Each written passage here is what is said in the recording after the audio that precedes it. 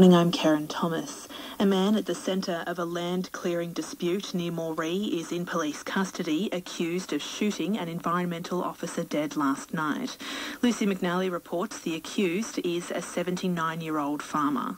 Ian Turnbull is in custody at Moree Police Station. It's alleged that just before 6 o'clock last night, he shot a man dead at his property in Croppa Creek, 55 kilometres north of Moree. The man was an environment officer, a 51-year-old father from Tamworth. Neighbour Elaine Anderson says she's been awake for most of the night. The community's been, changed forever. This man has lost his life. His family's lost him. We really can't see how it's come to this. Ecologist Phil Sparks has worked in Croppa Creek for years, campaigning against clearing. He says Ian Turnbull logged a lot of his land. I don't know the final tally, over 1,000 hectares. Mr Sparks says that land is native vegetation and vital koala habitat. Tamworth Regional Council said... Well, I wonder what I'm going to title that. Redneck farmer shoots government Greenie?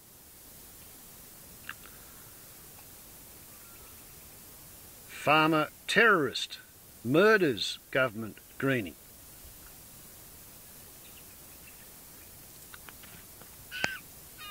A 51-year-old Tamworth father working for the government, serving papers on a 79-year-old agricultural fantasist living at Croppa Creek, who's already illegally cleared 1,000 hectares. And the geriatric terrorist murdered the government environment and land officer for serving papers. Next time you hear Barney Baby Joyce talking about how the Greenies are wicked and evil, un-Australian, you just bear this in mind. Greenies have not harmed any farmers. It's the farmers who are murdering the Greenies, not just civilian Greenies either, murdering government-employed Greenies.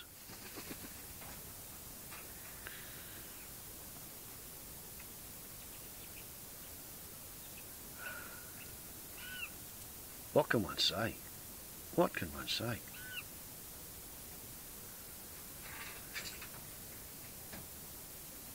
Let's just quote Ned Kelly. The beginnings of wisdom is when you learn never to argue with the police, because if you argue with them and you win the argument, they want to fight you. If you fight them and you win the fight fair and square, they pull out their gun and they try to shoot at you. And if you shoot them, it's just like killing a blowfly. A dozen more will come to his funeral. So, Mr Turnbull, farmer from Croppa Creek, thought he was going to maintain and sustain his liberty by shooting the wicked, evil government officer who came to give him the papers that says you're not allowed to cut down trees just because you want to put more land under production. And now he's in jail. And I reckon it's a fair bet that he will never get out of jail ever again. Are they going to bail him? Is he not a danger to the community, a 79-year-old who shoots at government officers?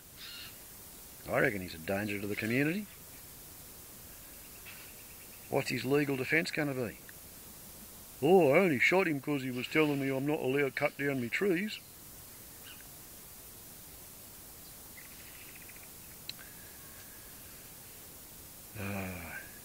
He'll probably decide to plead senile dementia and ask for a bloody nursing home bed in the jail.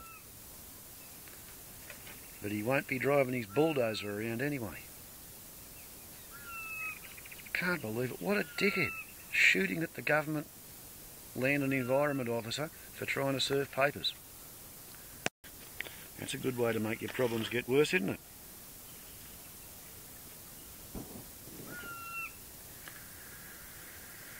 Anyway, warbles on with the YouTube. What can I say? Not a great deal, actually, except maybe this. Whatever your problem is, the answer is never shoot at a policeman or a government officer.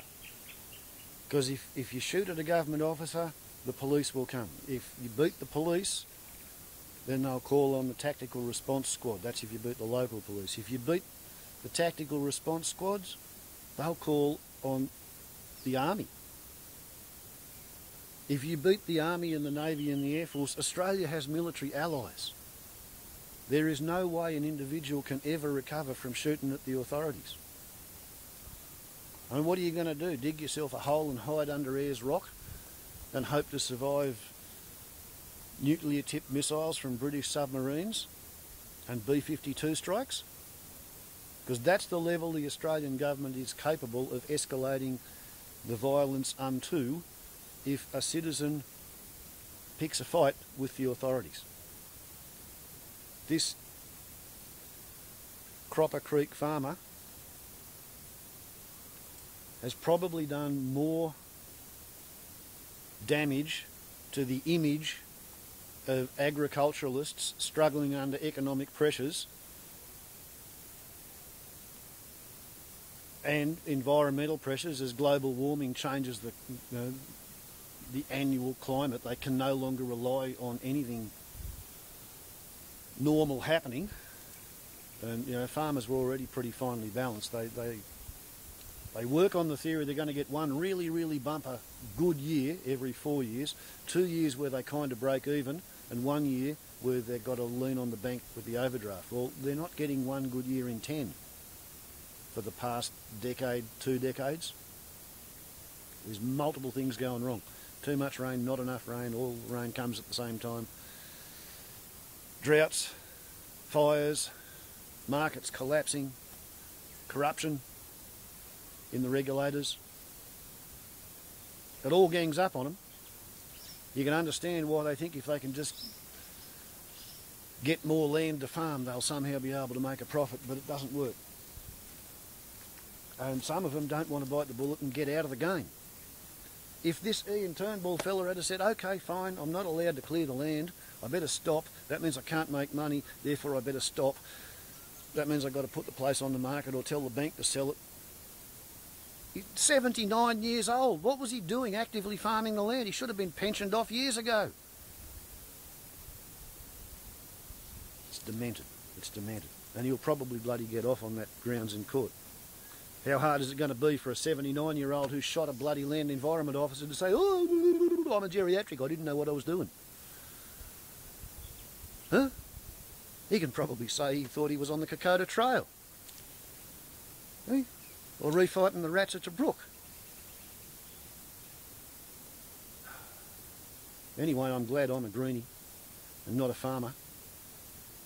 Because the Greenies are on the side of the good, the farmers are on the side of people who shoot government officers. What a turnaround for Barney Baby Joyce, the bloke who only last week was spouting about how it's terrible and wicked and evil for animal rights activists and environmentalists to put cameras in places where you might catch somebody being cruel and vicious and harmful to an animal. Well, now we've got someone being cruel and vicious and harmful to a human. And they're saying that, oh, there's only 1 or 2% of shearers are vicious and cruel to the sheep. Okay, so if there's 10,000 shearers, then that means there's, like 100 or 200 of them who are really, really vicious to the sheep. But we don't need to have cameras on in the shearing sheds because that would be an invasion of privacy for the other 98 shearers who are not nasty and vicious and violent. Yet somehow there's 44 Australians who are considered to be capable of starting and leading a terrorist organisation and conducting solo operations. Your homegrown nutter who blows shit up. 44 out of 22 million. So that's 1 out of every 500,000 Australians is a potential terrorist. Therefore, all of our phone records, computer records, emails, Twitters, tweets, Facebooks, that's all got to be saved by the service provider, just in case the government wants to go trawling through it years later, and they reckon it's going to cost us, the users, $100 per phone per year to store the bloody data. Yeah?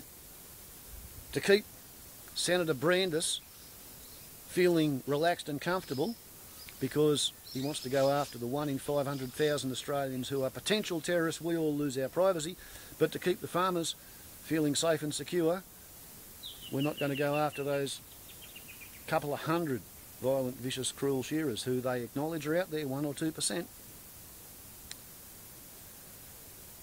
And now the farmers are shooting the greenies who work for the government. Staggering, absolutely staggering. I don't know what to say. Warble's on a lot to YouTube. Bah!